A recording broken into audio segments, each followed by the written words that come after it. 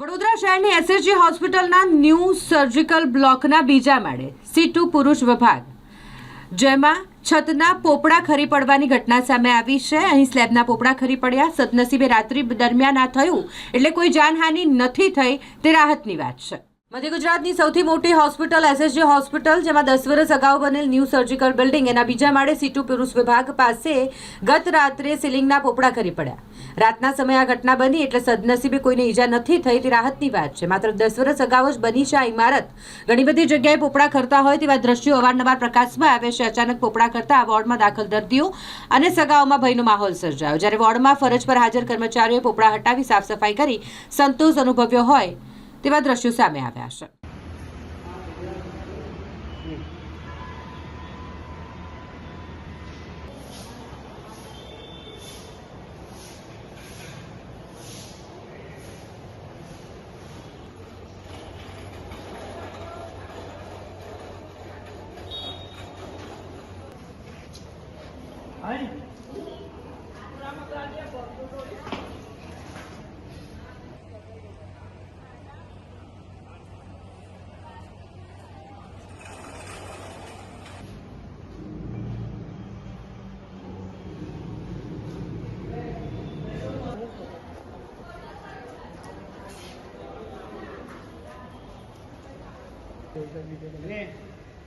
પાણી પડે છે અહીંયા ગાડી અને આ બધા સળિયા નીકળી ગયા.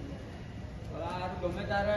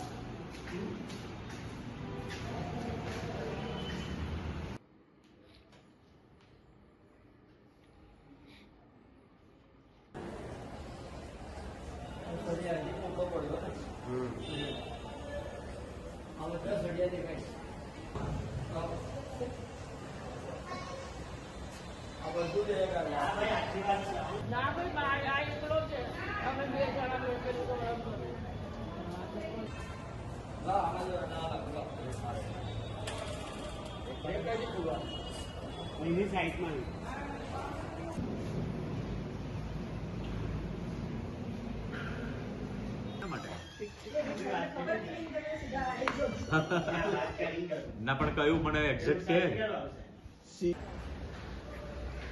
અને આવ્યું છે ને આ લખાણ આપી દેવું પડશે. આ તમે જે સાફ કરો છો ને તો જો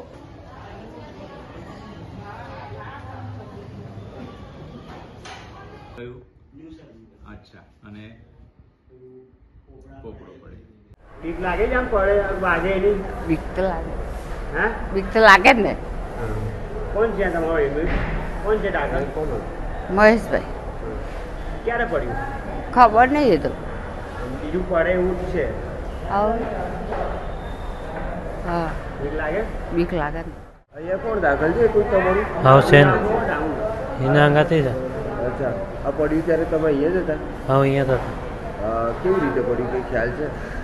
अपना आप ही पड़ जाए. हाँ? अपना आप ही पड़ जाए. किसी को लगा है कुछ? कुछ नहीं, कोई को नहीं डर लगता है यहाँ पर? है. डर लगता है यहाँ पर कुछ दूसरा भी गिरे ऐसा ही? हाँ, ये ऐसा पास में है. क्या? फैजान. नहीं, मौजूद में तो नहीं था, सो गया था. मेरे को पता नहीं, वो इधर ही था एडमिट. तो हम बाकी वो ये कब धराशायी हुआ हमको नहीं पता चला. ये देखा मैंने उसको भी. शादी हॉस्पिटल में ऐसा ये जो धराशायी हो रहा है, क्या डर लगता है? क्या क्या कुछ ऐसी कुछ दुर्घटना तो लगती है, डर तो लगता है थोड़ा बहुत कि प्रशासन को क्या करना चाहिए इसके लिए? इसके ऊपर कहीं उसकी कार्यवाही करना चाहिए आगे से कि यहाँ कहीं रिपेयरिंग हो कि कहीं दुर्घटना ज़्यादा नहीं हो. ऐसा अभी दूसरा भी गिरे ऐसा ही है? ऐसा तो प्रशासन को इसका एक्शन लेना चाहिए कि कोई ज़्यादा दुर्घटना नहीं हो जाए. यूँ. बराबर. क्या नाम आपका? मेरा नाम इमरान भाई. इमरान.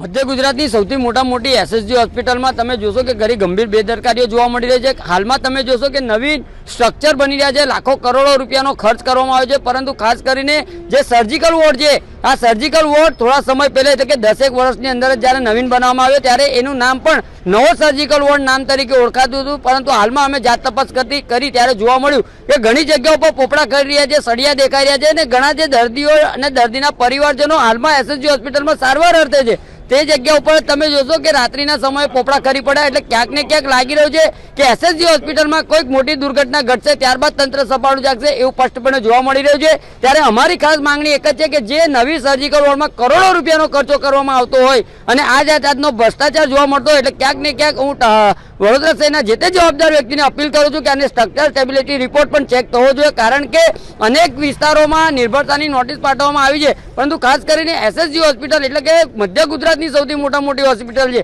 અને આ દર્દી અને દર્દીના પરિવારજનોને જોખમમાં ન મુકાય તેની ખાસ કરીને તકેદારીના ભાગરૂપે જે તે વિભાગના અધિકારીઓએ નિરીક્ષણ કરવું જોઈએ તેવી અમારી ખાસ માંગણી છે.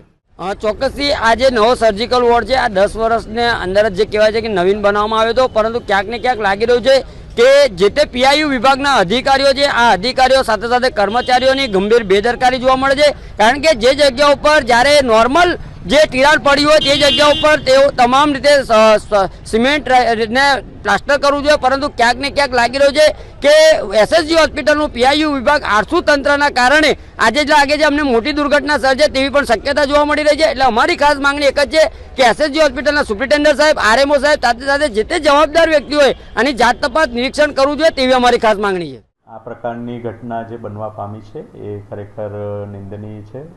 આ અંગે અમે અમારા જે સંબંધિત વિભાગ છે એને જાણ કરી દીધેલી છે. એ જે તે વિભાગ આ અંગેનું તમામ કાર્યવાહી સંભાળતું હોય છે અને એ રીતે એનું આગળનું કાર્યવાહી કરશે અને જલ્દી કાર્યવાહી કરે એની પણ અમે તાકીદ કરેલી છે. આ બિલ્ડિંગ કેટલા વર્ષ જૂની છે અને કોન્ટ્રાક્ટરની ગેરંટી વોરંટી શું હતી?